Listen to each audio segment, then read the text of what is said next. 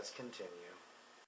And we open with Batman fighting someone dressed like a cross between a gargoyle and a jester, so it looks like a normal night for the Batman.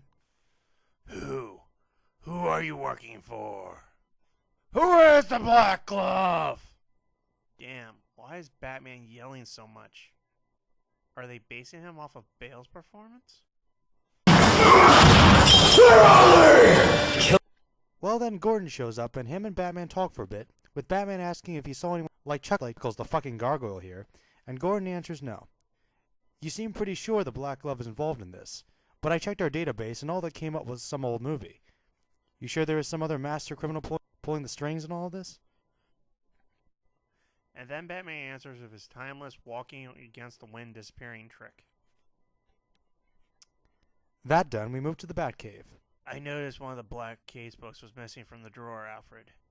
I need to pin down Simon Hurt's links with John Matthew and some of the other names connected to the Black Glove. Sir, I believe I committed most of your handwritten notes to the Bat computer. Files are arranged chronologically. So it's already on here? This is one of John Matthews' movies. It's the story of two innocent lovers corrupted and destroyed by a group of super rich gamblers. Isn't that the story of Showgirls? No. And that one everyone's got AIDS and shit. Oh. I've certainly heard of it. Sir, that's certainly a nasty story. It's showing at the Gotham Village Syndrome. I could use your take. The next page shows Alfred trying to tend to Batman's wounds, as he's a lot more interested in working on the case. He does ask about where Tim is, though. He left 2 days ago. Master Tim may be the boy wonder, but he's also a brave teenager, and certain events have somewhat dented his confidence, as I understand it, sir. Particularly your relationship with Damien. Relationship? That's not what I wanted to happen. Hear that, you little abomination? Not even Batman wants you! Well, I can only guess it's a casino, given that there's an out-of-place panel with a craps wheel on it. Here the villains are all gathered together and playing their big scheme. Welcome to Gotham City. Of course, no one ever said it would be easy to crush the Batman. This has been a long, painstaking process, which is far from complete. Plus, this self-righteous do-gooder, this arrogant damsel aristocrat, is about to face a long overdue rude awakening. The Black Glove has decided to teach our upstart idealist a lesson he will never forget. So, out of all the heroes in the DC universe, these guys have decided to go after Batman because he's a do-gooder and an idealist. These guys are my Captain Marvel. Their brains would explode. Hurt continues to sprout bullshit for a bit before the Hunchback speaks up. You honestly believe you can do what not even the Joker or Two-Face or any of the others have been able to do all these years, Doctor? You know, Frenchie here has a point. What the hell does this guy think he can do with a bunch of 8th-tier supervillains that one of the most awesome rogues galleries in comics couldn't? It's not like Batman's an easy target. He's one of the most successful superheroes ever. Hell, the two people in DC considered his equal are Superman and Wonder Woman. One of those two has super strength, can fly, and kick the shit out of virtually everyone. And the other is fucking Superman! No one knows him better than I do. The extreme lengths to which our boy has gone to make himself strong are powerful indicators of the weakness he feels he must overcome. The weakness is still there inside. What the fuck? I have no words. Do we even have to keep reviewing this comic? Isn't the stupid of the last part enough to end on? Let's just move on.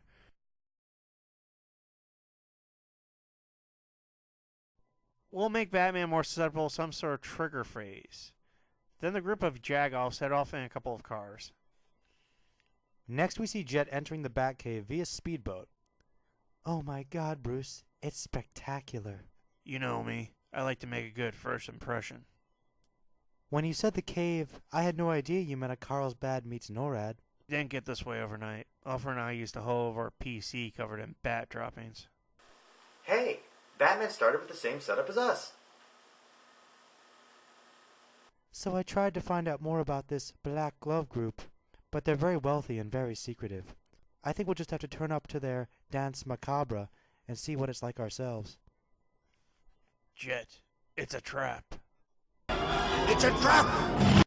I came into contact with the Black Glove during a recent case. The billionaire John Matthew was involved, and I'm tracking his connection to a mysterious Dr. Hurt, who seems to have appeared out of nowhere.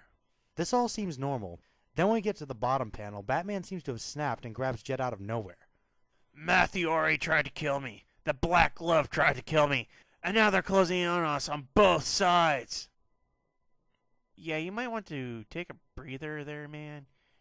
You're the guy who fights Killer Croc, Clayface, Mr. Freeze, and fucking Darkseid on a semi-regular basis. I think you can take these assholes.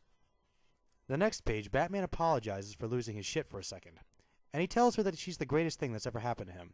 That meeting her felt like it was meant to happen. That kind of mushy stuff. Then Jet says, "I'm sorry. It's just this place. It's all so overwhelming. When we met, you were charming, witty, Bruce Wayne. But now I've fallen in love with Batman. A dangerous vigilante. This person people say might be mad. And if they saw this, Bruce, you could erase my country's national debt with what it would cost to maintain this place." On the next page, right out of the fucking blue, we jump to Gordon and Adobe Guy's office. "No, damn it! Wait a minute! Bruce Wayne doesn't deserve this!" Ed Sheldrake over at the Gazette wants to run the story. I can't keep a lid on this past the weekend. Bruce is reckless and inconsistent, but schizophrenic? No. Show me one shred of evidence to back up any of this before you assassinate the man's parents all over again. Okay, are they slandering Bruce Wayne's parents, or are they claiming that Bruce is schizophrenic? One does not equal the other. Would I drag you up here to swap Tiltal, Commissioner Gordon? During the Gotham Grand Central bomb scare, a dossier turned up in an empty luggage locker and found its way to the Gazette news desk. Yeah, nothing suspicious about that. Who could resist the scoop on the sword's secret history of Thomas and Martha Wayne? Are we talking about the same people? Thomas Wayne was a philanthropist and a brilliant surgeon. And then the page changes, showing us Gordon actually reading said file. "Mr. Mayor, I know Alfred Pennyworth. We're talking old-school English gentlemen." Okay, who asked? If it says something about him in the file, why don't you mention it, instead of just throwing the name out of nowhere? Stage name Beagle. He's an actor. Guess he fooled you too, Gordon, just like he did the Waynes. Because we all know actors are lying, cheating con men who live lives of complete deceit. Oh, yeah, that one.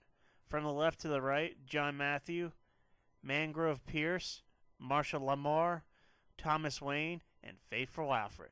The girl with the brain-dead expression and needle marks in the middle is Martha. What is the point of this? Even if the Waynes were swingers, they're still probably some of the nicest and kindest people in Gotham City's history. Showing this to Bruce would really just piss him off, so what's the point of the Black Glove doing this? Or does Morrison really expect us to believe this crap? You see what makes this really funny for me? Is that I read a fanfiction a long time ago where Alfred comes out and reveals to Bruce his parents really did throw coke-fueled orgies back in the 60s. So now we know where Morrison gets his inspiration from, I guess. What the hell is this?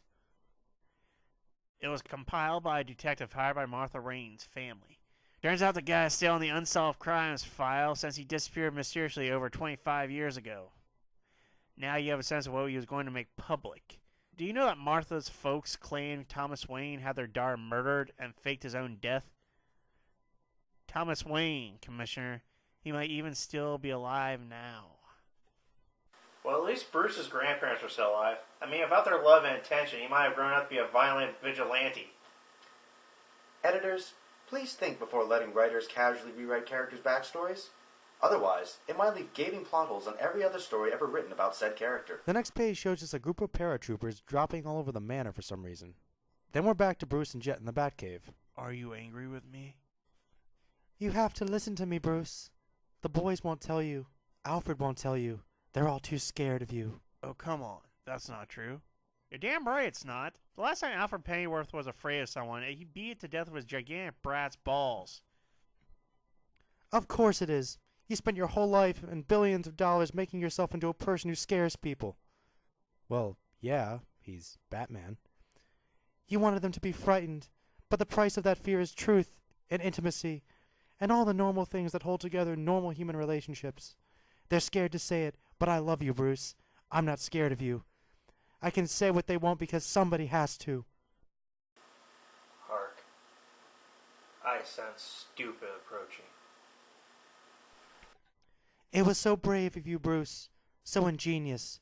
To make yourself into the Dark Knight who wasn't there for you when you needed him. But all of this is a disturbed little boy's response to his parents' death. You're over 30 years old. It can't go on. You have to stop and take a breath. You could use your wealth and influence in other ways. You have to think about what you're doing to yourself and to impressionable young people. Yeah, saving the world, fighting supervillains, using my wealth to fund scientific projects to benefit the poor and destitute. Yeah, Batman's really squandering away his life. This bitch is like the anti-Lois Lane. And no, I do not mean that in a good way. Gods, when will this woman stop talking? My father was shot dead in front of me too, Bruce. But these sad, blood-splattered superhero costumes, this gigantic underground museum of death and technology. Oh, Bruce. Poor Bruce. What if you're not well? Next we have a splash page showing Bruce standing at the bottom of the cave, and it shows all of his awesome bat stuff hanging above him, and a swarm of his favorite animal flies overhead, and his robot T-Rex stands to his left. I'm not sure what this splash page was meant to show, but to me it really doesn't seem to help Jezebel's case. I know what this looks like. But this is how the Black Glove would work, isn't it? The Black Glove knows everything about me, knows the exact moment I'm vulnerable. Wouldn't he try to isolate me, make me question my mission? Wouldn't he even use you as a weapon? Make you doubt me? You know, Batman here has a point. She has been a downer and a thorn in his side. You'd think the invitation in the black envelope would be a good evidence that someone is coming after him. Why the hell is she acting like this? Jet, please. Let me show you one more thing, and maybe you'll understand the world I live in. The next page, Batman talks about how he has two supercomputers going over all the data he has looking for a pattern he knows is there.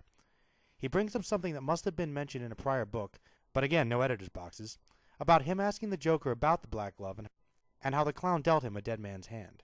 He then explains how he deployed a weird sideways logic that he must have mastered over years of dealing with the Riddler to figure out that what the Joker had meant by it was ha ha. He then goes on to explain that if he can't figure out all the random bullshit that his Rose Gallery throws at him on a nearly endless basis, then someone could die. All fair enough. But then the piss you off stupidity of this comic goes to Plaid. Bruce, what if it's you? What if the Black Glove is you?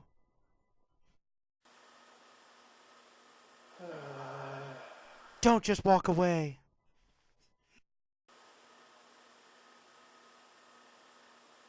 Yes, Batman. Walk away. Far away. Bruce, who would hate Batman more than the little boy whose life was sacrificed so that he would live? Who would really know your every weakness? Who could match your every move like you say? Who has your love of mysteries and puzzles and games and the resources to wage war against himself? Ra's al Ghul, Vandal Savage. Lex Luthor, Darkseid. Hush, Maxwell Lord. Deathstroke. Alpha Act. Seriously though, what makes her think this? Out of all the bullshit ideas she could have pulled out of her ass, the one she comes up with is that he has multiple personality disorder? Did she just get done watching Fight Club? Whatever. Batman responds with, but Dr. Hurt had me in an isolation chamber for 10 days. If Hurt is the Black Glove, or part of the Black Glove...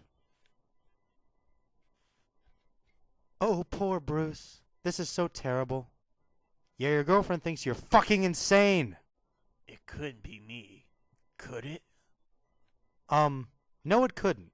Your schedule barely gives you enough time to take a shit, let alone run around and construct a vast web of conspiracy against yourself without anyone close to you realizing it. If it's me, the Bat computer will know. It's... what the hell's wrong with it? Just static on the screens. Bruce, you're scaring me. Static? What are you talking about? All I see is static. Is something happening? There are pictures of graffiti. It's just nonsense. Nonsense words over and over. What does it say? It says Zeren R. No, not now. Then a kabuki mask looking thing appears on the screen and asks Bruce if he is falling apart, and if he's having some sort of breakdown. I'm not really sure if this is actually on the screen or if it's supposed to be in someone's mind, so go with whichever you want to, I guess. Then the comic ends with Batman passing out, telling Jet first to call the commissioner, then just to run like hell, while what I assume are supposed to be the Hunchback and his gargoyle jester minions approaching them. How the hell they got down there without tripping a whole shitload of alarms and fighting a robotic dinosaur, I have no idea. You know, other than that shit of an ending, this issue really wasn't as bad as the last one. Does that mean this comic's getting better, Troll?